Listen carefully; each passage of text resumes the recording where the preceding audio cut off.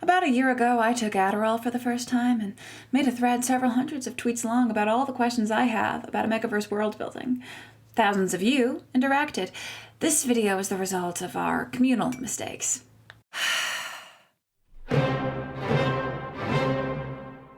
Omegaverse, sometimes referred to as ABO, a world in which all of humanity is sorted into three categories, three additional sexes, alpha, beta, and omega, a world where anyone, male or female, can get pregnant or impregnate, so long as their so-called secondary gender allows it, where alphas of any sex can reproduce with omegas of any sex, a world lovingly tailored for gender-fucky porn.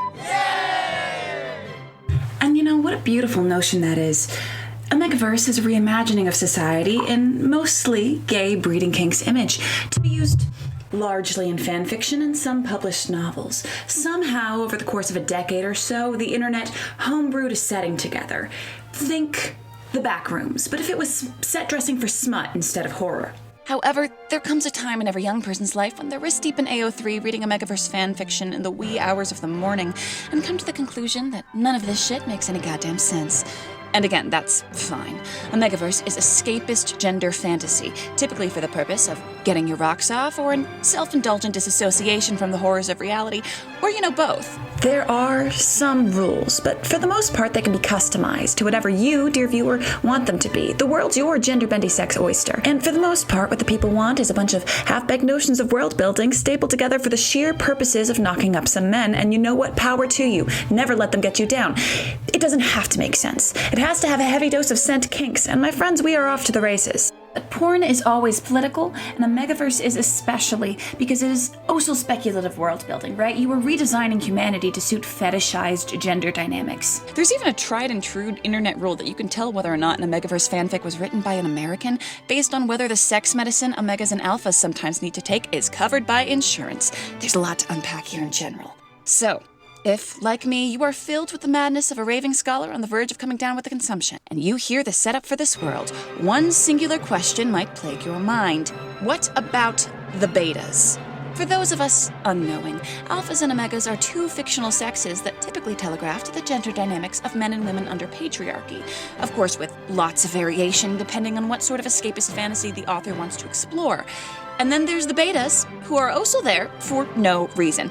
They basically are just normal people of our world with no additional weird gender shenanigans going on, no weird deviancy gifted to them, they have normal sex, they have normal sexual urges, there's no speculative horny biology happening here, and yet they're somewhere in the middle of the fictional misogyny paradigm. So despite the fact that they are the closest in anatomy to us, they have no real-world social equivalent. So what's their purpose? Why are they there? They seem like an afterthought in the raw-dogging tapestry that is Omegaverse, a neutered anomaly. But despite their segregation to the sidelines of this wealth of fanfiction, wouldn't their existence change everything? Because if we have a world with at least three established genders, readily recognized by society, wouldn't that change the fabric of culture? Wouldn't that change the healthcare system, the history of theater and fashion, and the legislation of every country? Hello, my name is Z. I'll be your teacher here today, and if you're still here, I'm going to assume you are chained to my radiator. I'm handing you a syllabus. Here's the syllabus. I'm about to crack this open like it's a middle-aged twink and I'm Twitter. Or, like other better similes. Never came up with a better one. Phone that in. Let's dive into how the fuck we got here. Part 1. How the fuck we got here. I believe it was William Shakespeare who said, "No legacy is so rich as furry light pornography." To understand where we are going, we have to understand the building blocks of what makes up this trope. What's its history? What drives it? If this is your first foray into ABO, I am going to need you to look up an Omegaverse quiz right now and sort out your secondary gender stat. It's going to be wrong, I'm going to be real with you. But it's a rite of passage. Surprising absolutely no one, I am a proud beta. But let me know what you get, because I'm nosy. That being said, this is an Omegaverse intermediate course. I will do my very best to explain, but if you've never read like a single ABO fic, you're gonna be a little lost. Yet, even those who read Omegaverse on the daily may not have looked into our roots, and for those less educated and slick amongst us, here is a history. A quick scroll through the Omegaverse Wikipedia page will tell you that Omegaverse, like most things holy to modern fandom, is thought to have begun with our foremothers in Star Trek fandom. The 1967 episode Amok Time has had perhaps the biggest domino effect of erotica since the assassination of Franz Ferdinand led us to the high of today. If you have remained unaware of your smut's genealogy until this moment, allow me to enlighten you. Spark Notes is this: Spock has to f*** or he's going to die. He's gonna kill over like roadkill. This is because, in case you were wondering, being a Vulcan is awful. His entire species, every 7 years, undergoes a process called Ponfar, where basically you need to get down or die trying. You go mad with desire, and for Spock specifically, he needs to kill a man for the chance to get to bone this hot lady. Now, a series of shenanigans leads to this man being his friend Kirk, who he doesn't want to kill. But good news, wrestling in the dirt with Kirk is somehow satisfying enough for Spock that he will in fact not die for having not gotten it on with a member of the feminine persuasion. We can only dream of yaoi bait like that. And you can only imagine what the fanfic writers back in the day did with this. Actually, you don't need to imagine, because I believe there are several archives or backdated fics on AO3. This is in many ways the source of modern gay Western fanfic as we know of it today, and most importantly for our purposes, a big influence of the "we have to get down or I will die right now in front of you" trope. This begins the idea of a world where your innermost desires are a biological need, like eating or breathing, where succumbing to those desires, and all the nasty kink that comes with it, ain't even kinky, because it's a culturally accepted and deeply needed part of life, where carnal animal impulses will overtake you every now and then on specific calendar dates, and you might just happen to fall into bed with anyone. And this is fantasy, so anyone is typically exactly who you, the author, want it to be.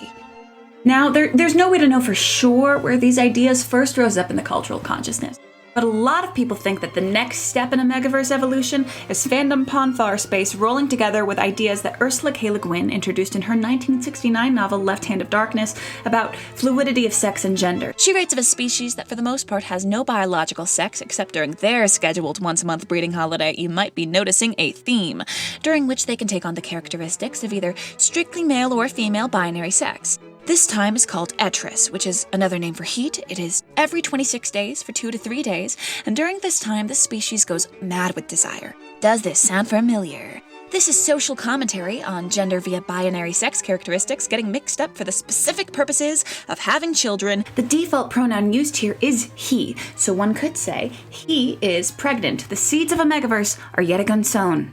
So by the end of the 60s, we have a rise of modern fan culture, a discussion of species-wide biological delirious breeding time, and an interest in the fluidity of reproductive anatomy to explore gender dynamics, aka mpreg sweep. You may be saying, well, that's all well and good, but where did the alpha, beta, omega of it all come from? Ain't that Greek? Well, while Star Trek and Miss Le Guin were subverting, we have to talk about a very non-subversive discussion around masculinity that haunts us to this very day. And for that, we have to go back a bit and talk about fake wolf science and the manosphere. I know, I'm so sorry. In 1947, Rudolf Schenkel wrote a paper entitled Expression Studies on Wolves, a study he would spend the rest of his life trying to disprove to the public because, well, it was wrong. Basically, he originally thought that wolves in a pack battle it out until everyone knows who is strongest, and then that wolf becomes the alpha. He did not use that word specifically. David Mech, who continued this flawed research, did in 1970. He's also spent a lot of time trying to disprove this to the public. Alpha, beta, omega, of course, are named after the order of the Greek alphabet to symbolize the hierarchy. The idea is that everyone in the pack follows the alpha wolf. Alpha male gets with alpha or beta female, has babies, etc. Beta wolves are the second in command. Omegas are bottom of the pack and get decently picked on. Turns out, alpha wolves are literally just parents. They're in charge because they're mom and dad. Wolf packs are nuclear families. The reason why they were observed with such aggressive behavior was because Schenkel was looking at wolves in captivity. In fact, I believe the closest thing we have to the cultural conception of alphas can be found in chickens. Try telling that to Joe Rogan. But the idea of the big boss alpha wolf and its ties to masculinity has stuck around in the public consciousness for better or for worse, despite the efforts of these researchers. It tied in really well with toxic ideas of masculinity, right to be a man, you have to dominate. It's still very popular language amongst a lot of radicalized men today. Essentially, it's a win for werewolf world building and a loss for podcasts everywhere. It's okay, we're gonna make this gay. Of course, here's where we have a divergence. You have your alpha male podcasters of today, your Joe Rogans, your Andrew Tates, who speak of beta males like they're just emasculated men. You may have heard the words beta cuck spoken with a fair amount of derision, as contrasted by their own peak roided up alpha masculinity. And you may have noticed that's different from the alpha, beta, omega gender setup of Omegaverse. They don't speak about omegas at all. It's just beta males. It's not a gender. It's a bunch of incels power scaling each other's manhoods as they rot in a basement somewhere. Where did omegas becoming breedable men come from? Alphas being hot butches, or betas being, and I cannot stress this enough, just regular people. ABO and the alpha male are two different cultural ideas. Or at least it's different now, but back in the fanfic smut enlightenment period of the early 2010s, it was much the same. So, here's where all the concepts collide. It is now a new century, the great 2000s, and an anonymous individual in the supernatural fandom, of course, is about to roll these tropes together and cook up some food, the likes of which you've never seen. I have been told this was on the heels of a trend of a lot of people in this fandom writing BETAOLOGY, and that's an additional reason why the wolf of it all came in. You will have to forgive me for not wanting to research that further. So, imagine it's May of 2010 and you are a supernatural fan going by the alias Te Dirtiest Sock, and you receive a prompt for a fanfiction request in your inbox sent by an unknown individual who I desperately need to track down. If this is you, let me know. Hello, dear viewer. Welcome to a dramatic, highly censored reading. AU. Their world is just like ours. Except, in their world, there are two types of men. One is the alpha male, Sorry, I'm an adult. One is the alpha male, the other is the bitch male. Alpha males are just like any ordinary guy with the exception of their cocks. They work like dog. The not tons of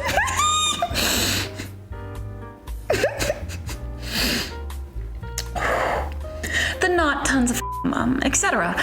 The bitch male is just an ordinary guy without the special cock. I'd like to see alpha male Jared and male Jensen. Jensen is a snotty prude. Think Lady from Lady and the Tramp. He may be a bitch male, but he's not just gonna let anybody take a go at his sweet little ass. Until he meets Jared, and then pretty little Jensen turns for Jared. Love wins. Bonus points for J2 being OTP. Jensen was a virgin before Jared, and now that they met each other, it's for life. That's so sweet. Completely up to you if mating happens just anywhere, like in the middle of a sidewalk, in a park, etc., or on a more private level. End reading. That was enlightening, right? Yes, gentlemen of the chat, modern Omegaverse was founded by real-person fanfiction of the actors of Supernatural.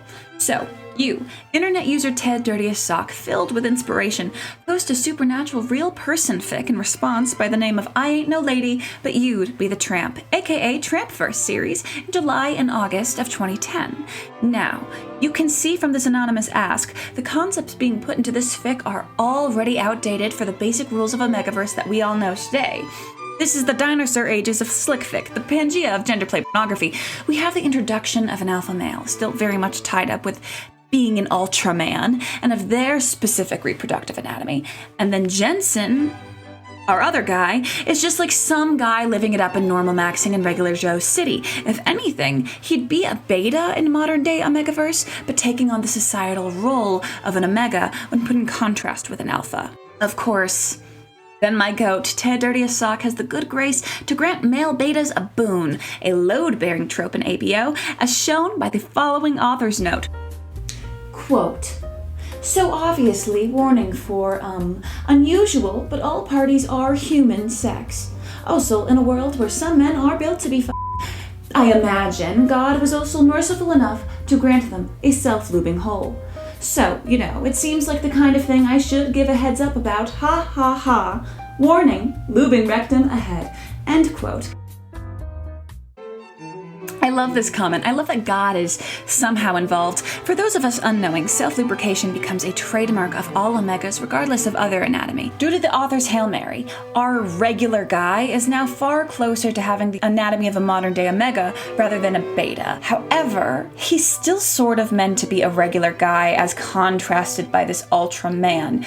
and neither the words omega or beta are used. And so in the next few months, there are some fics that use the term beta to refer to modern-day omegas. At this point, betas and omegas are pretty much conflated. They are very much mixed up. Now, this doesn't last for long, but it is there, which means that everybody says that Jensen is the original omega, and he mostly is. But he's also kind of the first beta. Let's put some respect in our history. There is also no mention of seasonal reproduction time in this prompt. However, there is the implication that these two categories of men are recognized and accepted by society.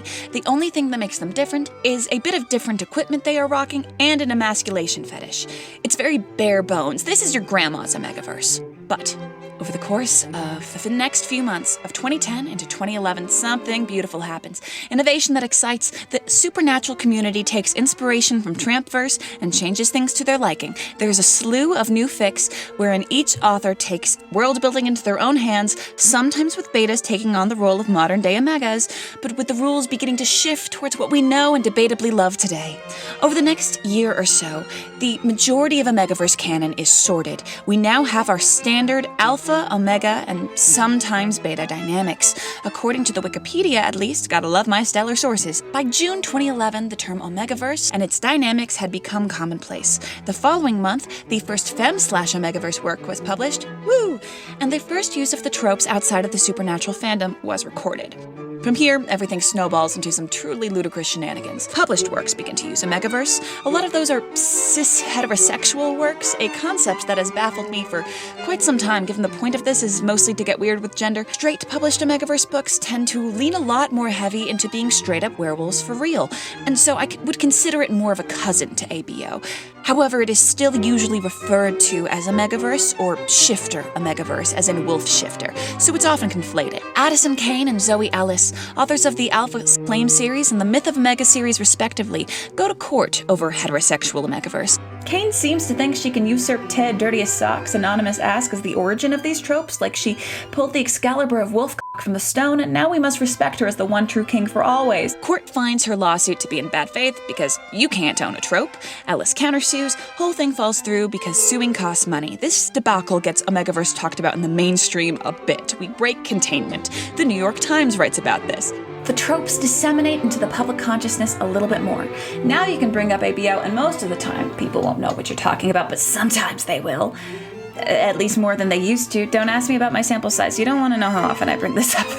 As of late, there have been several live-action shows taking Omegaverse and running with it. Big step up from the guarded fanfic days. One that comes to mind is Pit Babe, a Thai BL, or boys love, although if you're here, I can't imagine you don't know what BL means. Moving on. That takes Omegaverse a step further and adds superpowers and a new gender called Enigmas. Due to the manosphere being the twisted mirror of Omegaverse, my theory is that Enigmas are just, in some way, a response to an addition they have made to their alpha-beta male hierarchy over the last few years.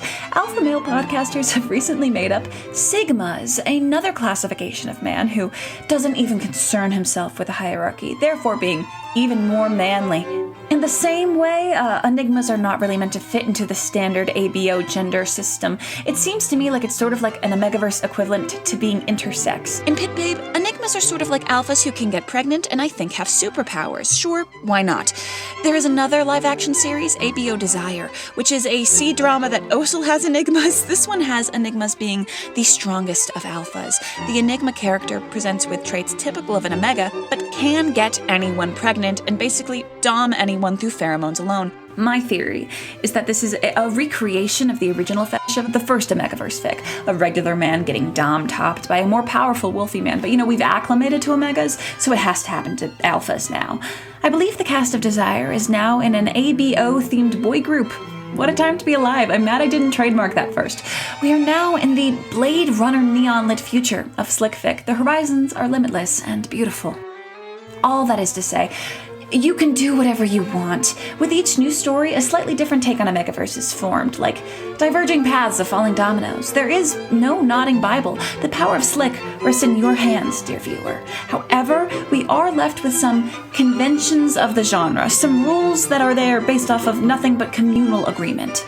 Now, if you're an Omegaverse expert to intermediate, you don't actually need to watch this next section. That's my gift to you. We're about to go through the main 6 testaments of ABO, the things that are in at least 98% of fics. If you understand everything that's on your screen right now, bada boom, baby. Why are you going to watch this shit? We're going to go to a lot of detail you don't need. So your reward is getting to skip ahead to this timestamp, as long as, again, you understand everything for the next video.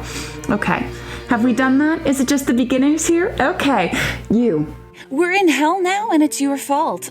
We don't get to leave here until you understand everything about BETAOLOgy.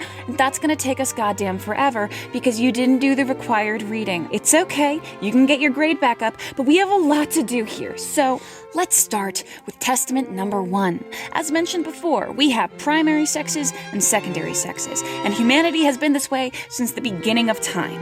All this means is babies are assigned male or female at birth, and then later, you get your fake wolf gender that layers on top of that like a little fruity parfait. You go through puberty, and then you undergo a process called presenting, typically as a teenager or a young adult, where like you're blasted with secondary puberty, and develop, I guess, we would say tertiary sex characteristics. AMAB omegas grow a uterus, AFAB alphas grow the ability to impregnate people, all that fun stuff. Here is a chart on the exact genital situation that everyone has. However, it sucks, I hate it, who put you in charge? More on that later. This process lasts at least about a day, and at most, about a week. There is almost always no way to tell what someone will present as prior to this process, and that's a big plot point. The rug can get pulled out from underneath you, and it often does. Betas almost always do not present or undergo secondary puberty. They stay with the same standard human anatomy. This is all very important, okay? Because if there's no primary genders, we just made misogyny happen again. The point for this is that it's a man being kept barefoot and pregnant into the kitchen, and a woman benefiting from patriarchy, and everyone's getting exceedingly fruity with it in general, unless we write heterosexual Omegaverse, in which case we end up back in court. All this brings us to point number 2. We live in a bioessentialist alpha-archy. It's like patriarchy on steroids, because now it's programmed into your heads from birth, instead of socialized animal instinct style.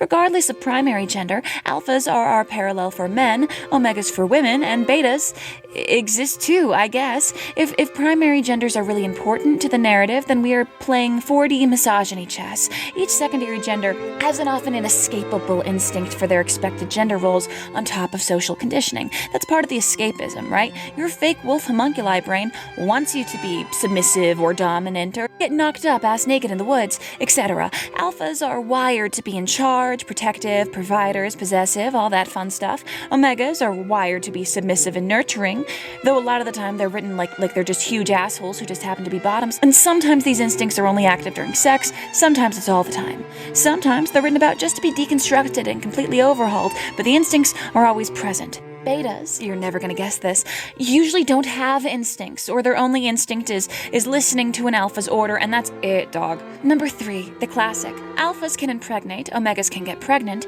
The exact anatomy of this shifts from fic to fic. However, number 4, alphas have knots and ruts, and omegas self-lubricate and have heats. If you don't know what a knot is, you can look that up on your own time. I've done enough. Heats and ruts are our version of Ponfar's seasonal breeding time, where you must fuck or it will suck.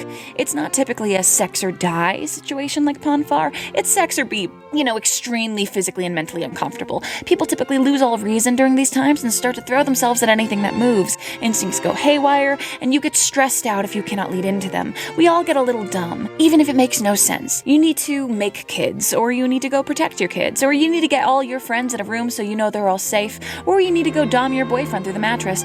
Basically, get home, get safe, get railed, the 3 Gs. Omegas usually make a nest of soft blankets and clothes to try to camp out in there, which is fun. Alphas go into big time protect and provide territorial mode. Betas do goddamn nothing because this doesn't happen to them.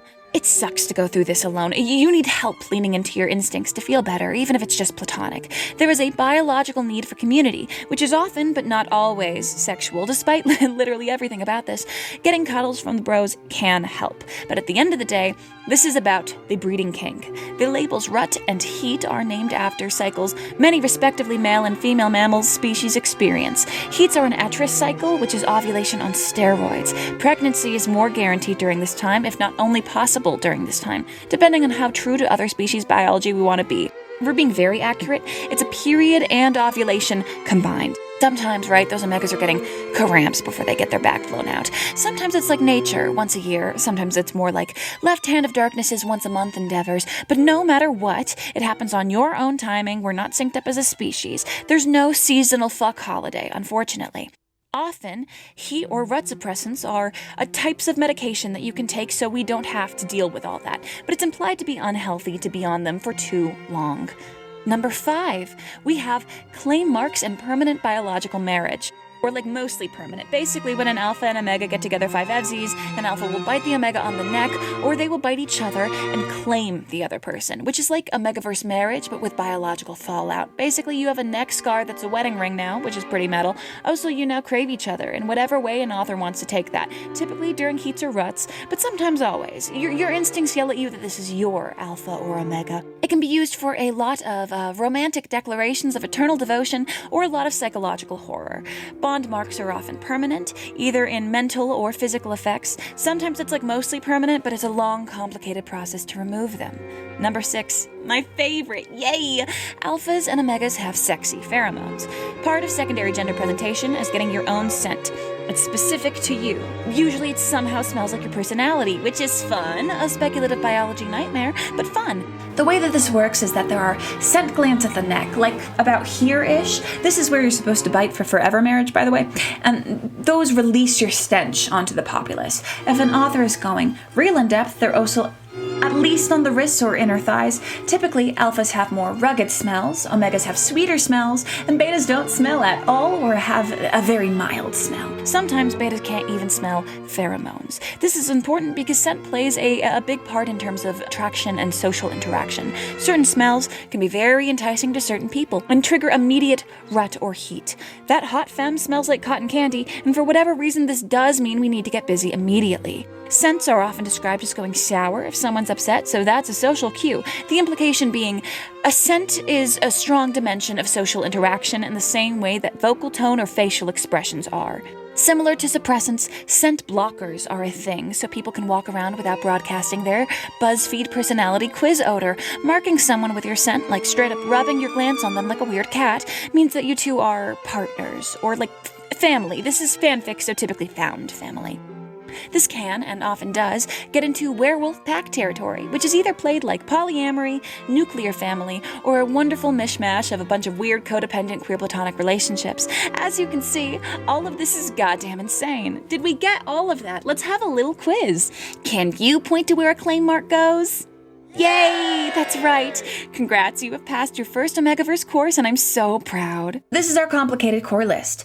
There are other tropes, but those have more variation. The concept of a pack being found family structure is often there, but often not. Sometimes Omegaverse works involve fated mates or things like alpha voice, wherein an alpha's societal authority translates to biological vocal power of command, like low-key mind control.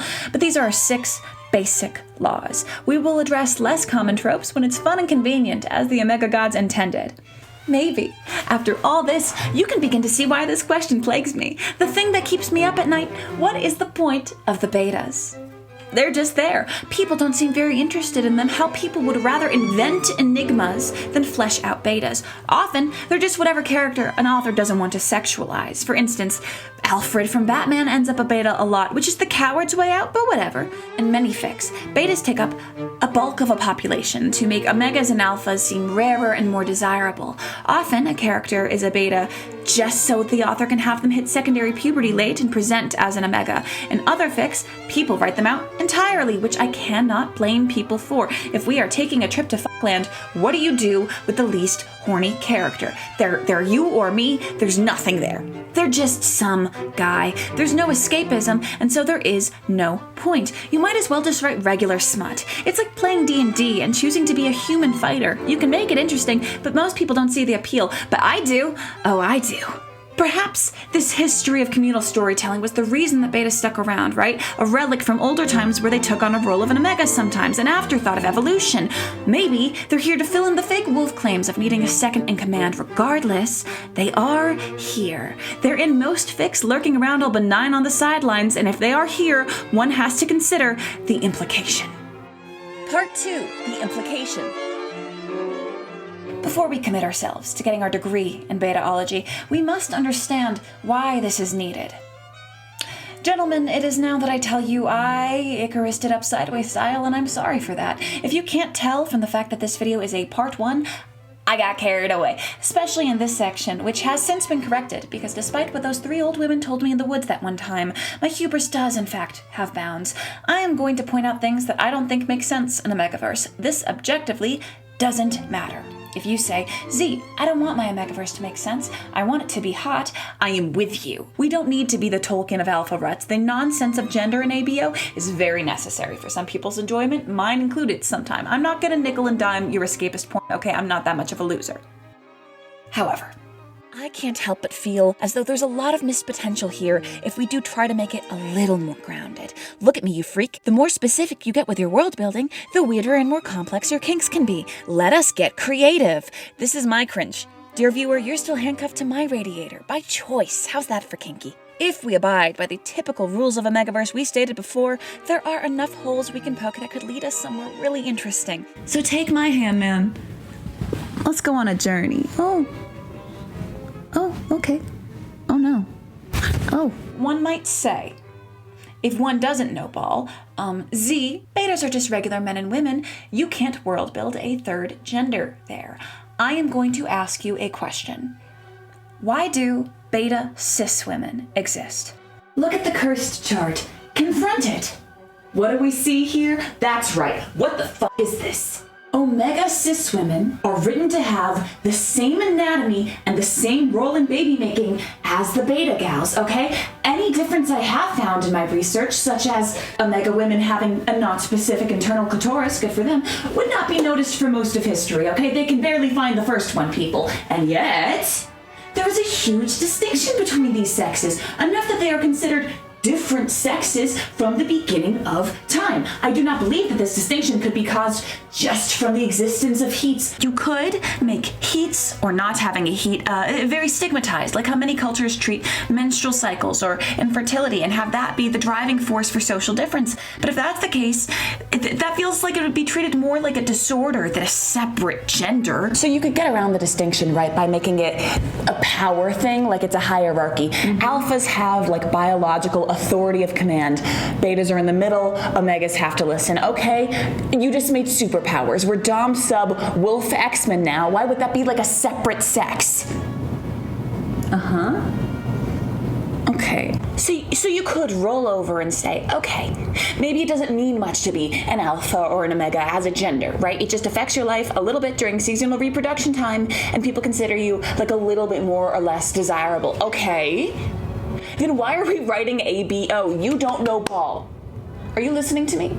I know it's called secondary gender, the implication being that the omega of it all is less important than your primary gender, but let's be so serious. You are writing this for the omega of it all. It's called Omegaverse. It is typically portrayed as just as, if not more important than being a man or a woman. Being a beta has to mean something, and it's not just being regular. Their existence has implications for everyone else. If betas exist, shouldn't everyone be intersex? Go the full Enigma mile. Walk with me here. Walk with me here. Walk with me. There are 2 footprints on the beaches. One is mine. One is yours. You're walking with me. I know what it is you think. Z, what about the Wikipedia chart? Remember the Wikipedia chart? If we just change Omega cis women to be weirder, then the primary sexes are biologically important because of the Wikipedia chart. I am running at your exact location at full speed. If our goal is to make an Omegaverse that makes a bit more sense, remember, that doesn't mean less horny. I can make anything horny. I have additional clonal rods in my eyes that let me see colors of perversion most can't even fathom. Then we are left with a glaring logistical issue.